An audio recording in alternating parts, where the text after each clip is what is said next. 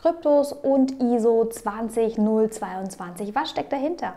Die Finanzwelt befindet sich im Umbruch. Immer wieder kursieren im Internet die Schlagworte ISO 20022 und ISO-Coins. In diesem Video werde ich dir genauer erklären, was ISO genau bedeutet, was ISO-Coins sind und welches unglaubliche Potenzial ISO 20022 für uns bereithält. Wenn dir die Videos gefallen, würde ich mich über dein Abo und ein Like sehr freuen. Du kannst mich auch gerne über Twitter abonnieren.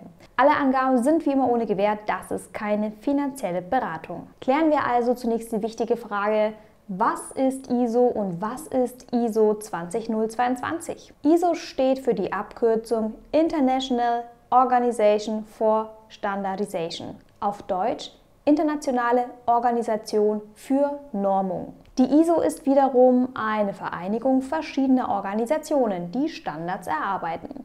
Sinn dahinter: Je mehr Industriezweige gleiche Prozesse verwenden, desto effizienter und reibungsloser kann der globale Austausch stattfinden. Erinnere dich zum Beispiel an ein simples Papierblatt. Das ist hier bei uns DIN A4 groß, richtig? Es ist ganz genau definiert, wie lang und wie breit DIN A4 ist. So können Druckerhersteller zum Beispiel ihre Geräte für diesen Standard ausrichten. Nun gibt es im Finanzwesen zwischen den internationalen Banken auch Leitfäden.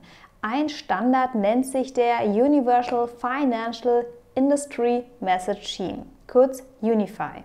Der ISO 20022 ist ein solcher UNIFI-Standard. Mit dem ISO 20022 soll der Finanzwelt eine Vereinheitlichung zwischen bereits existierenden und neuen Nachrichtenstandards angeboten werden.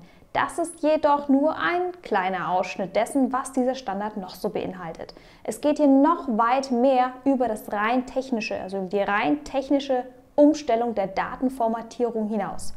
Wir müssen also uns hinterfragen, welche verschiedenen Finanzbereiche umfasst der ISO 20022 noch so alles? Nun, das ist zum einen der Bereich von Nachrichten im Zahlungsverkehr, mit dem wir uns in diesem Video hier hauptsächlich auseinandersetzen werden. Dieser Bereich lässt sich wiederum untergliedern. Das ISO 20022 Nachrichtenkompendium allein umfasst rund 750 Geschäftsfeldkomponenten für die Beziehungen Kunde zu Bank, Bank zu Bank oder auch für das Cash-Management. Weitere Bereiche sind noch das Wertpapiergeschäft, die Außenhandelsfinanzierung und die Treasury. Schauen wir uns als nächstes den Bereich Nachrichten im Zahlungsverkehr und die dahinterliegende Infrastruktur an. Denn das ist genau der Bereich, der für dich am interessantesten sein könnte. Je nach Land und Kontinent existieren verschiedene Standards zur Zahlungsabwicklung. Im Zahlungsverkehr, national wie international, ist ein Zahlungssystem je nach Funktion zum Beispiel für Großbetragszahlungen, für Kleinbetragszahlungen, für die Abwicklung von Massenzahlungen oder für Echtzeitzahlungen ausgelegt. Für Transaktionen innerhalb einer hauseigenen Bank, zum Beispiel zwischen allen Sparkassen und den dazugehörigen Verbunden, wird meistens das eigene System verwendet. Sobald jedoch zwei verschiedene Kreditinstitute miteinander interagieren, werden häufig sogenannte Clearingstellen beansprucht. Das sind externe, meist von Zentralbanken angebotene Abrechnungsdienste. In Europa bietet neben dem Eurosystem auch die European Banking Association, kurz die EBA, verschiedene Zahlungssysteme an. Weitere internationale Zahlungssysteme sind zum Beispiel das von der Bank of England verwaltete Clearing House Automated Payment System, kurz CHAPS. CHAPS ermöglicht große Geldtransfers im Wert von täglichen mehreren Milliarden Dollar. Auch solltest du im Rahmen des internationalen Zahlungsverkehrs schon mal die US-amerikanischen Taktgeber, die Fed, mit dem Federal Reserve System gehört haben. Das ist das Zentralbanksystem der Vereinigten Staaten mit seiner US-Notenbank. Und dann noch das Clearinghouse.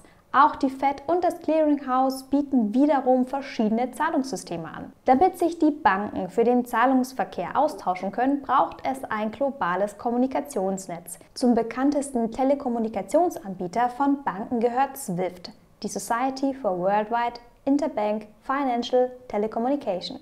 Du kennst SWIFT, ohne dass du es vielleicht schon wusstest, in Zusammenhang mit dem BIC. Innerhalb des SWIFT-Netz werden die Finanzinstitute mittels des BIC-Standards, einer Art SWIFT-Adresse, identifiziert. Das SWIFT-Net ist international ausgelegt. SWIFT verwendet dazu einen eigenen Finanzrichtenstandard im Format MT. MT steht für Messaging Type.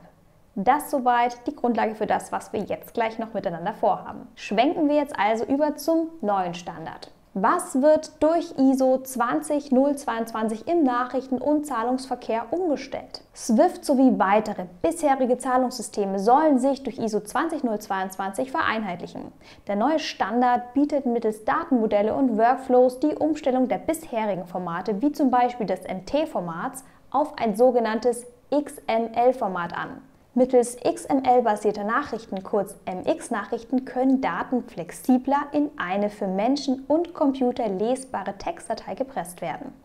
Das XML-Format eignet sich gut für den Austausch zwischen plattformunabhängigen Computersystemen. Wird jetzt nun einheitlich nur XML verwendet, so ergeben sich daraus einige Vorteile, zum Beispiel bei der Prozessverarbeitung von Reklamationen und erweiterte Informationsmöglichkeiten bei Überweisungen. Die Interoperabilität im herkömmlichen internationalen Zahlungsverkehr, aber auch im Inland erleichtert sich durch die End-to-End-Abwicklung erheblich. Mehr Sicherheit, Schnelligkeit und sofortige Zahlungsdienste, bessere Datenverarbeitung bei zugleich weniger Datenverlusten. Wer nimmt alles am ISO 20022 teil? Neben europäischen Ländern möchten auch viele weitere Länder, darunter auch große Märkte wie Großbritannien oder die USA, auf ISO 20022 adaptieren. Weitere Teilnehmer sind zum Beispiel noch Japan, Thailand, Australien oder auch die Schweiz. Auch SWIFT und Visa arbeiten mit der ISO zusammen. Jede Bank kann grundsätzlich selbst entscheiden, wie sehr sie eigene Infrastrukturen an diese neuen Standards anpassen möchte. Klar ist aber, dass es schwierig wird, sich dieser großen Veränderung auch durch die treibenden Taktgeber weltweit zu entziehen. Die ISO-Migration soll für die internationalen Teilnehmer gestaffelt erfolgen. Insbesondere diese Zeit der Koexistenz, die wir aktuell erleben, von alten und neuen Zahlungssystemen ist eine Herausforderung. Denn während manche Länder schon vollständig auf ISO angepasst haben, müssen andere Länder die Systemumstellung erstmal erfolgreich abschließen. Andere Länder wiederum stecken noch mitten in der Planungsphase. Schauen wir uns zum Beispiel Europa an. Da sind die Zahlungssysteme für Massenzahlungen und Echtzeitüberweisungen durch SEPA schon angepasst.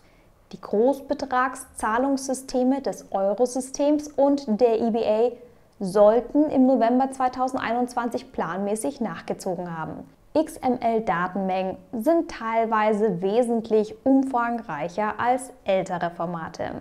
Banken müssen ihre Geschäftsprozesse erst an neue Strukturen adaptieren.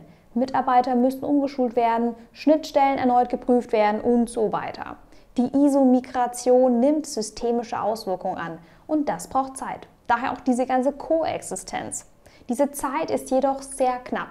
Bis 2025 soll ein Großteil des internationalen Zahlungsverkehrs auf ISO 20022 umgestellt haben. Schätzungen zufolge sollen bis 2023 rund 87% der weltweiten Finanztransaktionen über ISO 20022 laufen. Wie hängt nun der ISO 20022 mit der Kryptowelt zusammen? Derjenige, der umgestiegen ist, kann seinen Kunden den Standard der Zukunft bieten.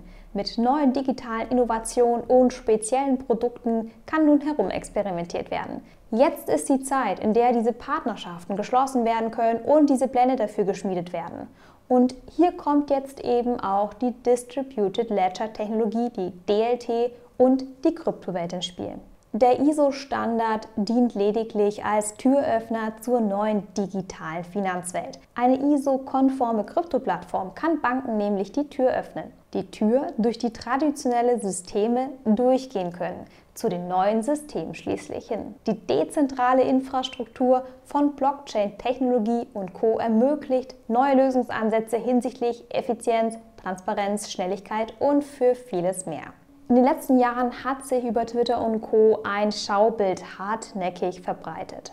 Auf dem Bild werden XRP, XDC, XLM, Algorand und IOTA in Verbindung mit dem ISO 20022 Standard gebracht.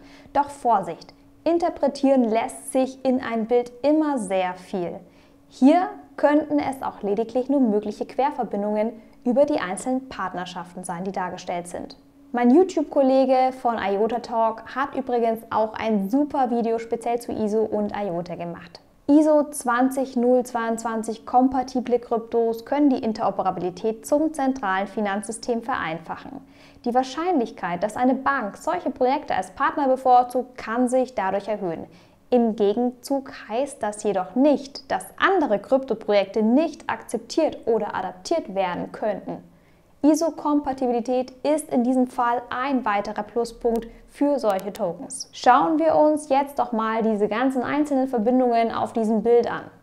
Dann verstehen wir vielleicht am Ende, wie diese Tokens mit ISO zusammenhängen. Wir betrachten zunächst erst einmal die Mitte vom Bild. Wir beginnen mit der INATBA. Die INATBA ist die sogenannte International Association of Trusted Blockchain Application.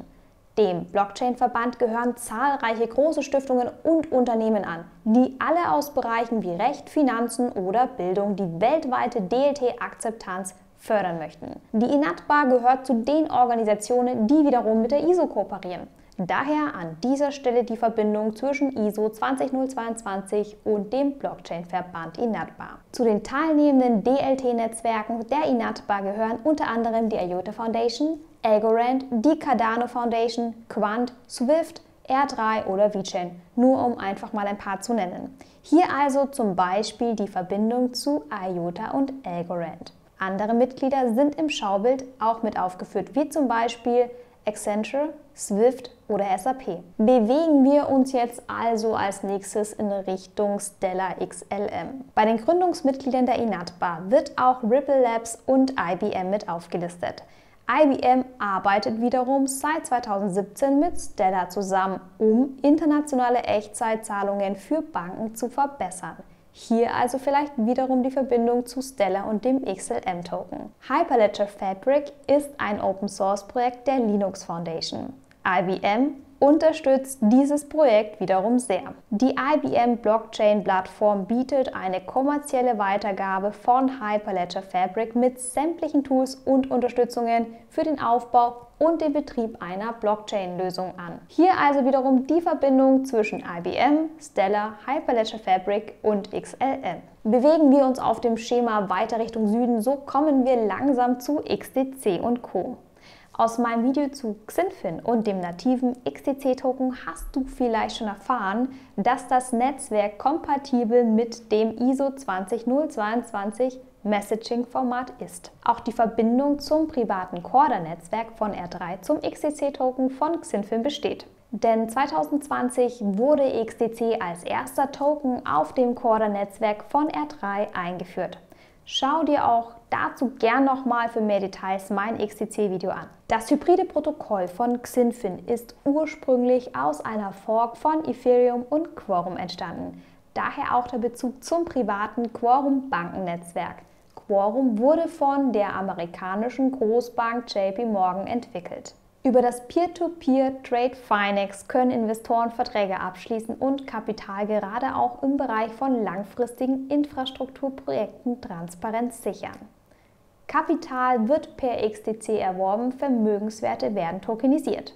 Xinfin verkündete 2019 die Zusammenarbeit mit Trace Financial über die Abu Dhabi Global Market Sandbox. Trace Financial ist ein führender Messaging- und Integration-Anbieter, auch ein Integration-Partner für die MT-MX-Formate von Swift übrigens. Trade Finex soll auch einem Produkt von Trace Financial Transformer ermöglichen, in einem Testnetz für Finanzinstitute zu laufen, die sich wiederum dafür mit einem Masternode beteiligen. Circle ist zusammen mit Coinbase Herausgeber vom Stablecoin USDC. USDC wird unter anderem mittlerweile von Xinfin, Algorand und auch von Stellar unterstützt. USDC wird außerdem von Visa offiziell akzeptiert. USDC schafft aktuell hier die gemeinsame Schnittmenge zwischen Xinfin, Algorand und Stellar. Bleibt jetzt noch ein letzter Abschnitt auf dem Bild übrig. Ripple und XRP. Ripple Labs trat 2020 offiziell als Mitglied des ISO 20022 Normungsausschusses bei.